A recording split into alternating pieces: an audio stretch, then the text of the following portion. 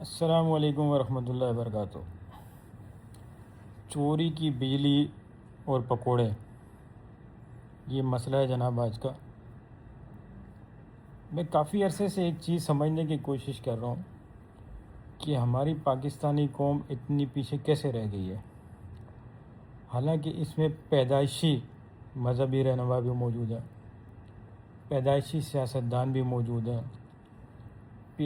پیدائشی انجینئر، مطلب ہر دنیا کے علم کے ماہر پیدائشی موجود ہیں۔ اس میں کوئی بھی ایسا شخص نہیں ہے جو عالم بھی نہ ہو، جو ڈاکٹر بھی نہ ہو، جو انجینئر بھی نہ ہو، جو فائنینشیل ایکسپرٹ بھی نہ ہو۔ ہر شخص ہر چیز پر مہارت رکھتا ہے۔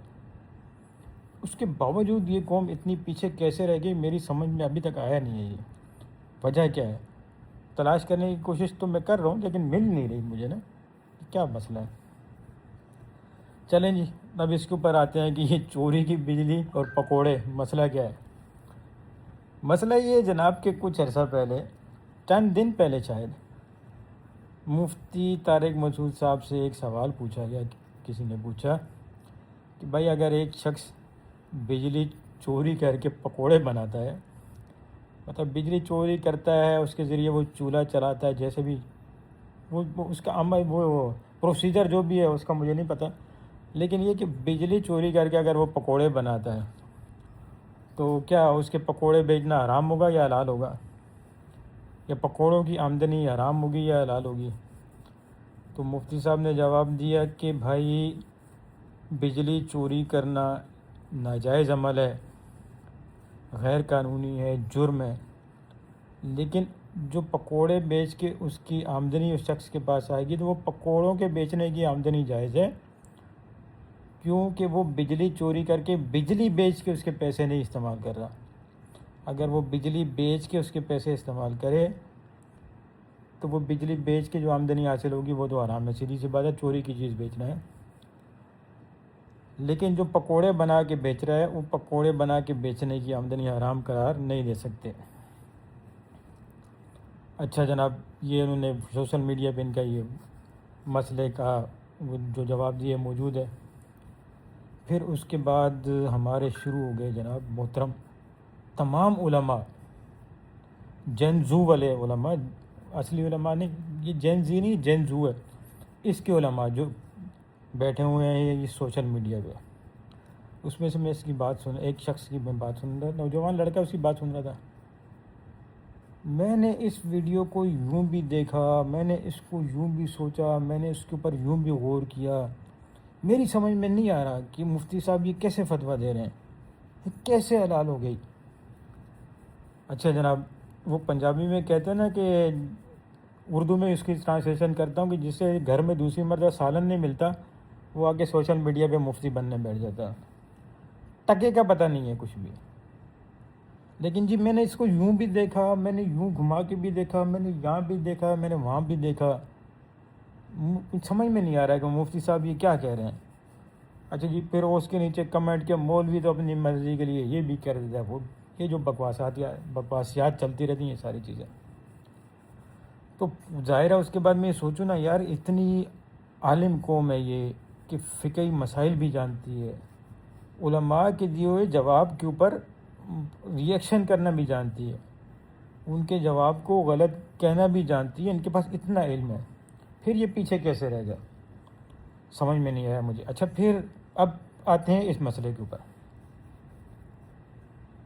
اچھا، اس نوجوان نے ایک اور اس میں کمنٹ شو کیا اپنی ویڈیو میں کہ میں نے کسی شخص سے پوچھا کہ اگر کوئی کسی آدمی نے چوری کی اور اس نے وہ چوری کا مار باہر گلی میں پھینک دیا اور گلی سے گزرنے والے کوئی دوسرے آدمی نے اس کو اٹھا دیا تو کیا دونوں پر چوری کی حد لگے گی؟ تو کسی نے کمنٹ میں جواب دیا کہ جی فقہ حنفی کے اصولوں کے مطابق جس شخص نے باہر سے وہ چیز اٹھائی ہے اس کے اوپر چوری کی حد نہیں لگے گی۔ اب یہ نا اس کے اوپر وہ طنز کریں، یہ دیکھو یہ جس نے باہر سے اٹھائی ہے اس کے اوپر تو چوری کی حد نہیں لگے گی، اور یہ کیسے ہے وہ کیسے۔ سر جو ہے نا وہ کسی دیوار کے ساتھ مارنے کو دل کرتا ہے۔ اللہ کے بندو، گدھو، بیوقوفو، آپ کو پتہ نہیں ہے جب فقہی اصول کا، یہ آپ کی سمجھ سے نا بہت بالا تر ہے۔ ایک بات کو اور سمجھیں، جب کورٹ میں کوئی کیس جاتا ہے نا کسی فیصلے کے لیے، تو جج کے سامنے دو وکلاء بحث کرتے ہیں، ایک طرف سے بھی دوسری طرف سے بھی۔ اس کی وجہ یہ کہ وہ دونوں وکیل قانون کو جان رہے ہوتے ہیں، اور سامنے بیٹھا ہوا جج بھی قانون کو سمجھتا ہے، وہ قانون کے مطابق دلائل دیتے ہیں، اس کے اوپر جج فیصلہ کرتا ہے۔ زیادہ تر عموماً یہی ہے کہ بھائی جو اپنا دعوے دار ہے اور جو اس کے سامنے دوسرا بندہ ہے، وہ خود بات نہیں کرتا، وکیل کو ہائر کرتا ہے۔ اس کی وجہ پتہ ہے کیا ہے؟ کہ اس کو قانونی نکات کا پتہ نہیں ہوتا۔ بعض اوقات وہ اس کو قانون کو صحیح سمجھ رہا ہوتا ہے، لیکن وہ مسئلہ الگ ہوتا ہے، اس لیے وہ اس کو بہتر طور پر سمجھانے کے لیے وکیل ہائر کرتا ہے جو جج کو قانون کے مطابق سمجھاتا ہے۔ ٹھیک ہے جناب؟ اب آپ بھی بیٹھ گئے یہاں مفتی بن کر، آپ کو کسی قسم کا نہیں پتہ فقہی قوانین کیا ہیں، ان کو کیسے اخذ کیا جاتا ہے، ان کے پیچھے کیا بنیاد ہوتی ہے، کچھ پتہ نہیں ہے آپ کو، لیکن آپ ہیں مفتی، آپ بولنا ضروری ہے آپ نے، اور مولوی کے پیچھے تو آپ نے سارے بغض نکالنے ہیں۔ یہ کنڈیشن میں نے یہ پچھلے دنوں نا کرپٹو کرنسی کے مسئلے پہ بھی دیکھی تھی۔ اچھا، سارے بول کون رہے ہیں اس کے خلاف؟ ویڈیوز کون بنا رہے ہیں؟ مفتی معیشت کے ماہر بن کر ویڈیوز وہ بنا رہے ہیں جو جواری ہیں، جو سٹے کھیلتے ہیں نا، وہ ویڈیوز بنا رہے ہیں کہ جی شیخ الاسلام صاحب کو صحیح سمجھ میں نہیں آیا۔ چلیں جی ٹھیک ہے، آپ بہت اچھے ہیں، آپ کو صحیح سمجھ میں آتا ہے۔ اب بھائی اس کے اوپر آتے ہیں کہ چوری کی بجلی اور پکوڑے۔ کوشش کرتا ہوں بھائی سمجھا دوں، اگر آپ سمجھ جائیں تو۔ کسی ایک چیز کے متعلق جب پوچھا جاتا ہے نا کہ یہ عمل ہوا، یہ جائز ہے کہ نہیں، اس میں دیکھا جاتا ہے کہ یہ جو واقعہ ہوا یہ کسی ایک عمل کا نتیجہ ہے یا اس میں 2 عوامل ہیں یا 3 عوامل ہیں، تو ہر عمل کے اوپر حکم الگ لگتا ہے۔ ٹھیک ہے جناب؟ ایک شخص نے بجلی چوری کی اور بجلی آگے بیچ دی، یہ ایک ہی عمل ہوا، یہ بالکل حرام ہے۔ اس نے جو بجلی چوری کی اور چوری کر کے جو بیچی، اس سے جو اس نے پیسہ کمایا، اس کے ہاتھ میں جو پیسہ آیا، بالکل حرام ہے، ایک ہی عمل ہے۔ اب جناب یہ ہے کہ اس نے بجلی چوری کی، اس کو استعمال کر کے کوئی پروڈکٹ بنائی اور پروڈکٹ کو بیچا اور اس سے پیسہ کمایا، 2 عمل ہو گئے یہاں پر۔ پہلا عمل ناجائز ہے، جرم ہے، لیکن جو اس نے پروسیجر کیا نا کہ کوئی پروڈکٹ بنا کے بیچی، تو پروڈکٹ بنا کے بیچنا جائز ہے اور اس سے آمدن حاصل کرنا بھی جائز ہے، اس کو حرام آپ کیسے قرار دیتے ہیں؟ آپ کی دماغ عقل کام کرتی ہے کہ آپ اس کو کیسے ناجائز کہیں گے؟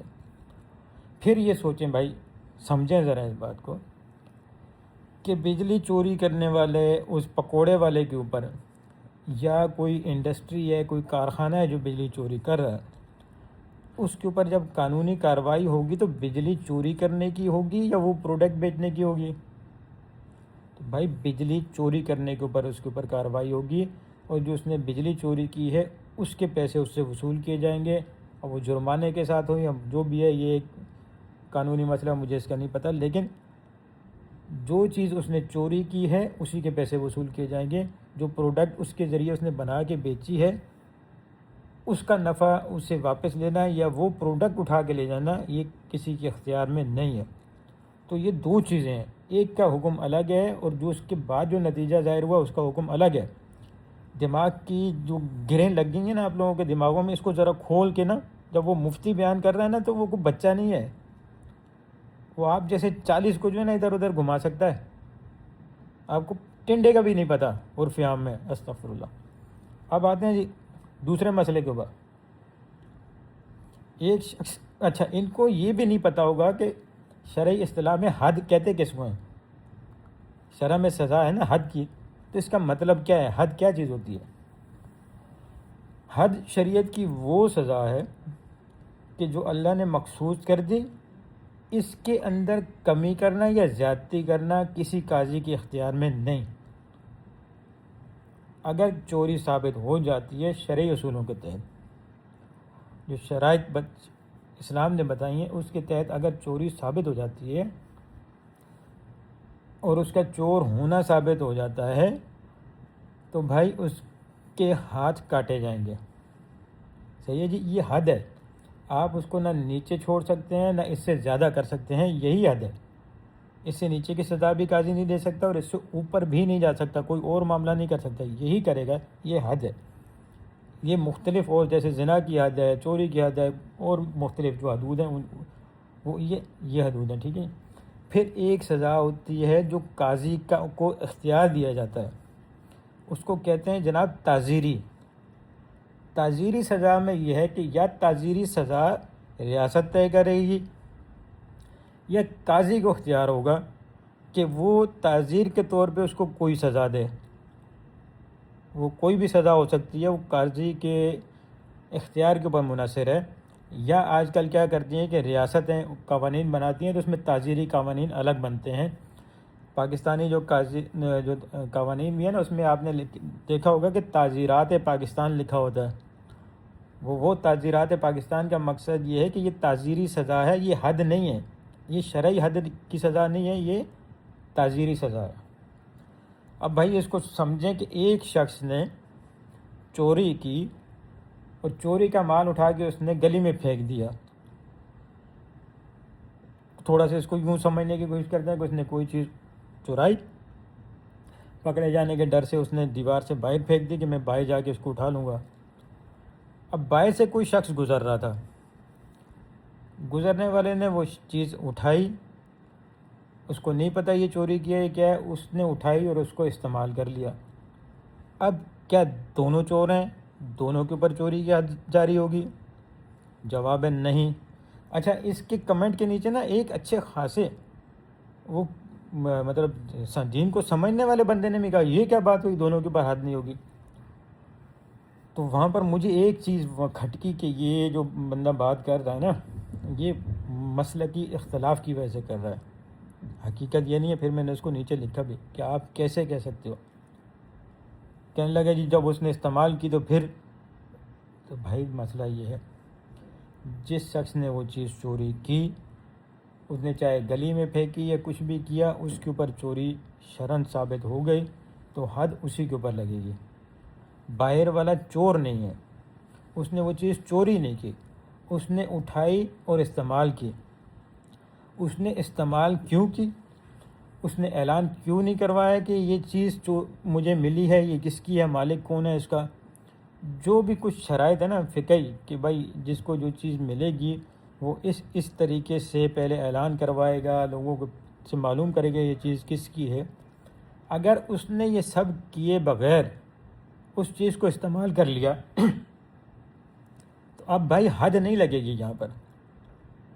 یا تو یہاں پر کوئی ریاستی قانون ہوگا تعزیر کے تحت، وہ لگے گا، یا جس قاضی کے پاس یہ مقدمہ جائے گا وہ اپنے تعزیری اختیارات استعمال کر کے اس کو سزا دے گا کہ بھائی آپ کے اوپر لازم تھا کہ آپ نے یہ چیز اٹھائی، کیونکہ یہ آپ کی ذاتی ملکیت نہیں تھی، آپ نے اس کو استعمال کرنے سے پہلے معلوم کیا کہ یہ کس کی چیز ہے، اعلان کروایا آپ نے کہ مجھے یہ چیز ملی ہے، یہ کس کی ہے، تو آپ نے اس کو کیسے استعمال کر لیا؟ آپ کا استعمال کرنا جائز نہیں تھا، اس لیے آپ کو یہ سزا دی جاتی ہے. یہ بات ہے بھائی، لیکن نہیں سمجھنا. اچھا مسئلہ یہ ہے کہ ایسے ایسے پڑھے لکھے جو اپنے آپ کو پڑھے لکھے مطلب ٹی وی کے اینکرز وغیرہ ہوتے ہیں، وہ ایسی ایسی باتیں کر رہے ہوتے ہیں کہ اندر سے نا مطلب ان کی علمی صلاحیت کے اوپر نا کچھ عجیب سی حالت ہے، کیا بیوقوف لوگ بیٹھے ہوئے ہیں. اسی طرح ایک مسئلہ یہ ہے، وہ ایک بلوچستان میں ایک شخص ہے، وہ اسمگلنگ کا کام ہم کرتا ہے نا، کافی مشہور سا وہ آتا ہے سوشل میڈیا وغیرہ پہ بھی. تو اس کے متعلق مفتی طارق مسعود صاحب سے پوچھا گیا کہ اس شخص سے کوئی پوڈ کاسٹ میں کوئی پوچھ رہا تھا کہ آپ جو یہ اسمگلنگ کرتے ہو یہ جائز ہے یا ناجائز ہے؟ تو اس نے کہا کہ جی اسمگلنگ کی کمائی حرام نہیں ہے، جائز ہے. اس نے کہا کہ بھائی مفتی طارق مسعود صاحب کا علماء کا فتویٰ موجود ہے. اب یہ جی ایک ہنگامہ شروع، یہ کیسے ہو گیا جی، یہ کیسے ہو گیا؟ پھر وہ پوڈ کاسٹر ہیں جی ریحان طارق صاحب، یہ آئے مفتی طارق مسعود صاحب کی پوڈ کاسٹ کرنے. تو یہ نا تنزیہ طور پہ پوچھ رہے تھے مفتی صاحب اسمگلنگ کی کمائی حرام حلال ہیں؟ تو مفتی صاحب نے ان کو سمجھانے ایسا پھر وہ اصل نہیں یہ حلال ہے۔ اب علمی لیول دیکھیں، اس بندے کی شخصیت آپ کو نظر آ رہی ہے، جانتے ہوں گے آپ سب اس کو کہ کتنا پڑھا لکھا لگتا ہے، ایسا سوٹیڈ بوٹیڈ اور انگلش میں بات کرنا، ٹکے کا نہیں پتہ۔ بھائی وہ جو مفتی صاحب بات کر رہے ہیں نا، پھر آپ ایک بات سمجھیں کہ بھائی ان مفتی صاحب کو فتویٰ دینے کا اختیار ہے ان کے ادارے کی طرف سے، وہ بچے نہیں ہیں، زندگی گزر گئی ان کے ان مسائل کی طرف۔ یہاں پر بھی دو عمل ہے۔ ایک عمل یہ ہے کہ آپ نے گاڑی خریدی اور اسے آگے بیچ دیا، شرعاً یہ عمل صحیح ہے۔ آپ نے اپنے پیسے دے کے مال لیا، مال کو آگے بیچ کے اس سے پیسے کما لیے، شرعاً یہ جائز ہے، کوئی حرام نہیں ہے اس میں۔ دوسری چیز یہ ہے جناب کہ اس نے اسمگلنگ کر کے وہ گاڑی منگوائی، اب اس کو جو سزا ملے گی نا بھائی، وہ اسمگلنگ کی ملے گی۔ اسمگلنگ کر کے ایک مال لے کے آیا تو حکومت کو اختیار ہے کہ اس کے مال کو وہ ضبط کر لے، کہ جو بھی حکومت کا قانون ہے وہ اس کے مطابق عمل کرے۔ لیکن اگر وہ چیز لاتا ہے، بیچ دیتا ہے، اس عمل کو ہم قانونی نہیں کہیں گے، غیر قانونی کہیں گے کہ اس نے غیر قانونی طور پہ یہ چیز یہاں سے لے کے آیا اور اس کو بیچ دی۔ لانے کا عمل غیر قانونی تھا، بیچنے کا عمل غیر قانونی نہیں ہے، یا ہو سکتا ہے بیچنے کا عمل بھی غیر قانونی ہے، اس کو حکومت کو اجازت نہیں دیتے، لیکن کیونکہ اس نے اپنے پیسے سے خریدا ہوا مال بیچا ہے، اس لیے اس کی کمائی کو آپ حرام نہیں کہہ سکتے۔ ٹھیک ہے جی۔ اب اس کو ایک اور طریقے سے سمجھے کہ بھائی پاکستان کے مختلف علاقوں میں چند ایسے علاقے ہیں کہ جہاں نان کسٹم پیڈ گاڑیاں جو اسمگلنگ سے آتی ہیں، حکومت کی طرف سے رعایت ہے کہ آپ اس کو خرید بھی سکتے ہیں، بیچ بھی سکتے ہیں، سب چلا بھی سکتے ہیں۔ اب بھائی اگر وہ اسمگلنگ کی ہے تو حکومت کیسے اجازت دے رہی ہے ان کو چلانے کی، ان کو بیچنے کی؟ تو یہاں یہ بات کلیئر ہو جاتی ہے کہ حکومت کو مسئلہ قانونی اور غیر قانونی کا ہے، اسمگلنگ کا مسئلہ ہے کہ اس کو اسمگل ہو کے نہیں آنا چاہیے، اس کو باقاعدہ پراپر طریقے سے امپورٹ ہونا چاہیے، گورنمنٹ کو اس کے ٹیکسز ملنے چاہیے، یہ ساری چیزیں ہیں۔ یہ جو عمل اس نے نہیں کیا اس کو غیر قانونی کہیں گے، اور حکومت اس کو کسی بھی قسم کی سزا اپنے قانون کے تحت دے سکتی ہے اور دینی بھی چاہیے، یہ عمل نہیں ہونا چاہیے۔ لیکن آپ اس کی آمدنی کو حرام کیسے قرار دیتے ہیں؟ اور حرام آپ کو پتہ بھی ہے حرام ہوتی کیا چیز ہے، کیسے قرار دیتے ہیں؟ سمجھ سے بالا تر بات ہے نا۔ اس لیے جو انہوں نے بات کی نا 100% ٹھیک ہے، آپ کی عقل نہیں ہے، آپ کو نہیں پتہ اس چیز کا۔ ایک اور میں آپ کو چیز بتا رہا ہوں، ان جو فنٹر بنتے ہیں نا ان کی عقل کی میں آپ کو مثال دے رہا ہوں۔ ایک صحافی ہیں، وہ اسلام آباد سے نا، ایسے مخنی سے، وہ پتہ نہیں اعزاز حسین سید یا اس طرح کچھ نام ہے اس کا، جیو سے آتا، بڑا اپنے آپ کو وہ بھائی وہ مطلب ایسا عالم فاضل بن رہا ہوتا ہے، ہر معاملے میں اس کو پتہ ہے۔ ایک مرتبہ وہ کوئی رکن اسمبلی تھے، JUI کے تھے یا پتہ نہیں کسی اور مذہبی جماعت کے۔ انہوں نے ایک بات کہی کہ بھائی اگر شراب میں مچھلی ڈال دی جائے تو شراب سرکہ بن جائے گی اور اس کو استعمال کرنا حلال ہے۔ اب یہ قومی اسمبلی کے کوریڈور میں مائک لے کے گھوم رہے ہیں، اچھا جی شراب حلال ہو جائے گی؟ عقل کے اندھے بیوقوف گدھے، نہیں پتہ آپ کو۔ اس نے اپنی حیت چینج کر لی۔ میں معذرت چاہتا ہوں کہ اس طرح کے الفاظ استعمال کرنے پڑ رہے ہیں، لیکن یہ ان کو ڈیزرو کرتے ہیں یہ الفاظ۔ نہیں پتہ آپ کو علم کا تو آپ علم حاصل کریں نا پہلے، آپ کیوں اتنا زیادہ ہوشیار بن رہے ہیں؟ بھائی وہ کوئی چیز اپنی حیثیت چینج، یہ فقہی اصول ہے نا، اسلام کا اصول ہے کہ ایک چیز نے اپنی حیت چینج کر لی۔ ایک شراب تھی، اس میں کسی نے مچھلی ڈالی، جو بھی کیا، اب وہ شراب مچھلی ڈالنے سے وہ سرکہ بن گئی، شراب نہیں رہی ہے، تو سرکہ استعمال کرنے کا جائز کہہ رہے ہیں نا۔ شراب اگر سرکے کی شکل اختیار کر جاتی ہے تو یہ اس کو استعمال کرنا جائز ہے، کیا مسئلہ ہے اس میں؟ کرتی ہے یا نہیں کرتی یہ ایک مسئلہ الگ ہے، مجھے نہیں پتہ کرتی ہے کہ نہیں کرتی، لیکن اگر کر جائے گی تو اس کو استعمال کرنا جائز ہے، کوئی مسئلہ نہیں نا۔ آپ اتنے فنٹر اتنے کس لیے بن رہے ہو؟ پھر جی ایک چیز میں آپ کے علم میں ایک اور بات لاتا ہوں، ہم جو یہ کیپسول جو کھاتے ہیں، کیپسول کسی بھی دوائی کے لیے، تو جہاں تک میری معلومات ہیں یا جہاں تک میرے علم میں یہ چیز آئی ہے، میں نے جو چیز پڑھی یا دیکھی کہ اس کا جو شیل ہے، کیپسول کا شیل، یہ میرے خیال سے ہڈی سے بنتا ہے، جانور کی ہڈی کو کوئی پروسیس کرتے ہیں تو اس سے ہی بنتا ہے، جہاں تک میرے علم میں۔ اگر میری بات غلط ہو تو میں معذرت چاہتا ہوں۔ اب مسئلہ پیش یہ آیا جب یہ نیا نیا کیپسول آیا مارکیٹ میں، یا اس فارم میں دوائی آنے لگی کیپسول فارم میں، تو علماء کے سامنے یہ مسئلہ ہے کہ جی یہ کیپسول جو ہے اس کو استعمال کرنا جائز ہے کہ نہیں، کیونکہ ہڈی سے بنا ہوا ہے، اور شریعت میں ہڈی خوراک کے طور پہ استعمال کرنا جائز نہیں ہے، حرام ہے۔ اب مسئلہ تو یہاں پیش آ گیا، علماء سر کھجانے لگے کہ یہ کیا مسئلہ، اب کیا کریں۔ پھر جب پورا پروسیس انہوں نے اس کا دیکھا کہ کیسے بنتا ہے، کیا ہوتا ہے، تو پھر بھی کوئی حل سامنے نہیں آ رہا تھا کہ کیا کریں، اب اس کا کیا حکم، کہاں سے لے کے۔ تو پھر انہوں نے پاکستانی جو علماء ہے جو فقہ حنفی کو فالو کرتے ہیں، ان کو فقہ حنفی میں یہ اس کا کوئی حل تلاش نہیں ملا، تو پھر انہوں نے ایک اصول لیا فقہ حنبلی یا فقہ مالکی سے، دونوں میں سے کسی ایک سے، وہاں پر یہ چیز موجود تھی۔ اسی لیے علماء کہتے ہیں کہ یہ چاروں مذاہب فقہا میں سے کسی کو فالو کر لیں ایک وقت میں تو ٹھیک ہے، کوئی مسئلہ نہیں ہے، سب اپنی جگہ پہ ٹھیک ہے، رائے کا اختلاف ہے، یہ ایک الگ بحث ہے، اس کو چھوڑیں اس وقت۔ تو انہوں نے یہ مسئلہ وہاں سے لیا دوسرے فقہ سے کہ اگر کوئی چیز اپنی حیت کو چینج کر دیتی ہے، اپنی فارم کو چینج کر دیتی ہے، تو اس کا استعمال جائز کہلائے گا۔ اب جو کیپسول کا شیل ہے یہ ہڈی کے فارم میں نہیں آتا، چینج ہو گیا نا، یہ کچھ اور چیز بن گئی، بیس تو اس کا ہڈی ہے، اصل تو اس کا ہڈی ہے، لیکن اس کو پروسیس کر کے اس کی حیت کو چینج کر دیا گیا۔ اب کیونکہ یہ اس کی حیت چینج ہو گئی، اب یہ جو ڈیفینیشن اس کے اوپر ہڈی کی ہے وہ نہیں آتی، تو ٹھیک ہے اب اس کو استعمال کر سکتے ہیں۔ صرف یہ دیکھا جائے گا کہ اس کی جو بنیادی انگریڈینٹس ہیں، یہ جو ہڈی لی گئی ہے کہ کہاں سے لی گئی ہے، کسی حلال جانور کی لی گئی ہے یا حرام جانور کی لی گئی ہے۔